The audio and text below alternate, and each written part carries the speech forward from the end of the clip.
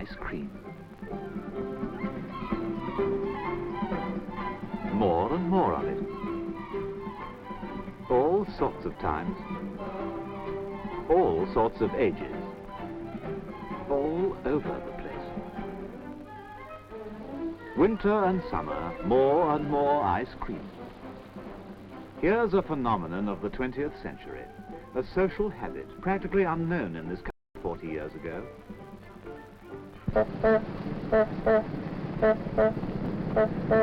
Great-grandfather didn't know much about it.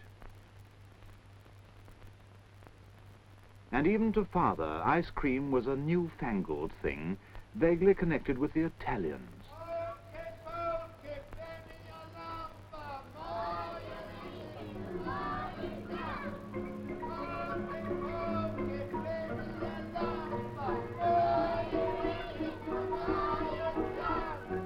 This was the chap who started it all off. His methods were limited, his public small. Yet he started a demand that was to snowball on until it ended with great modern ultra-hygienic dairy plants. Until somehow ice cream had to be carried from end to end of the country.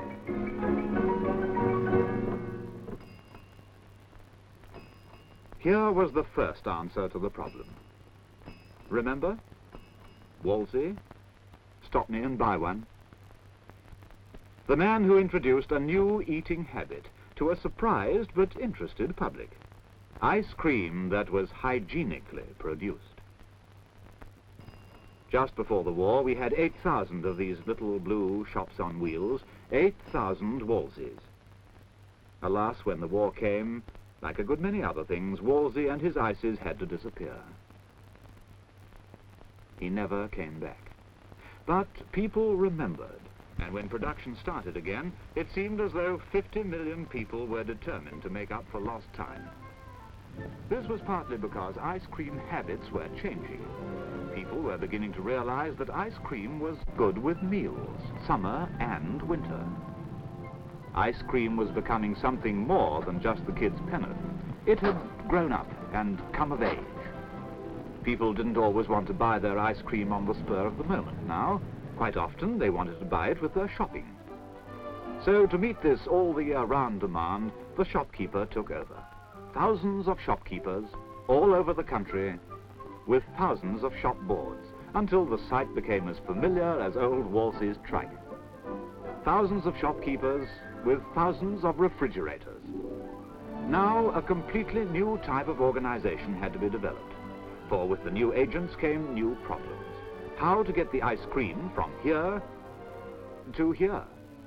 Customers, even young customers, don't like to be kept waiting. Here was part of the answer. Insulated super vans, some of them capable of carrying 2,000 gallons of ice cream. The whole thing had to be planned like a military operation, from the factory cold store to the vans. From the vans to the depot. Each depot, and there are 100 of them, covers a particular area or district. Then from the depots, by smaller vans, to the local agent.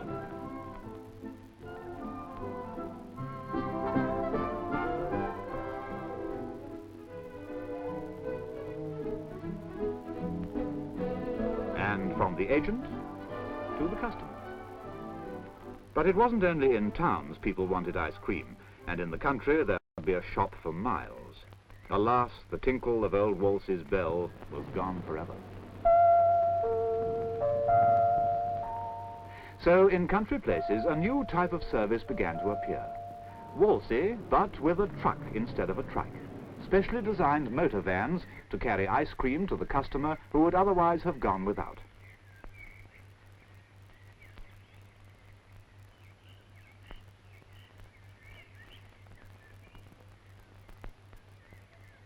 But even in towns, there are times when the ordinary distribution method is not so very ordinary either. Wolsey office calling Wolsey Baker. Wolsey office calling Wolsey Baker. Are you receiving me? Over.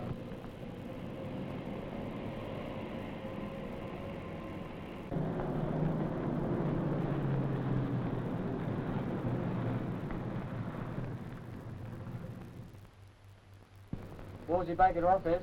Wolsey Baker office. Receiving you loud and clear. Over. Wolsey office to Wolsey Baker. I have a message for you. Call at Hamer, Thornton Road, Thornton Heath. Deliver 2 cans chop balls, 3 cans tubs, 5 cans briquettes. Understood? Over. Wolsey Baker office. Message received. Understood. Over and out. Wolsey off to Baker. Over and out. New methods to meet new demands. And old methods for old demands. I've got a horse to beat the favorite! Come on, Gordon!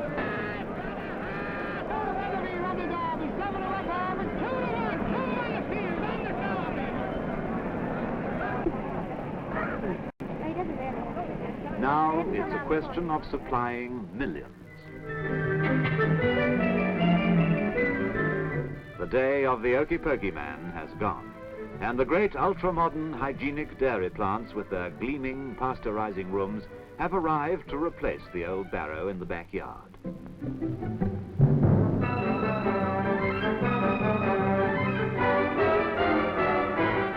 Rule of thumb has given way to progress now, and behind the doors of the laboratory, scientific control has taken over.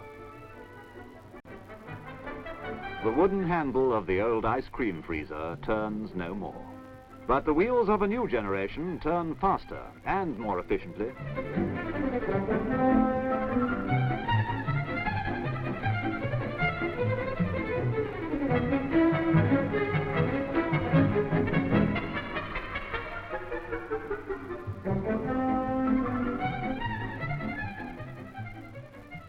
A phenomenon of the 20th century.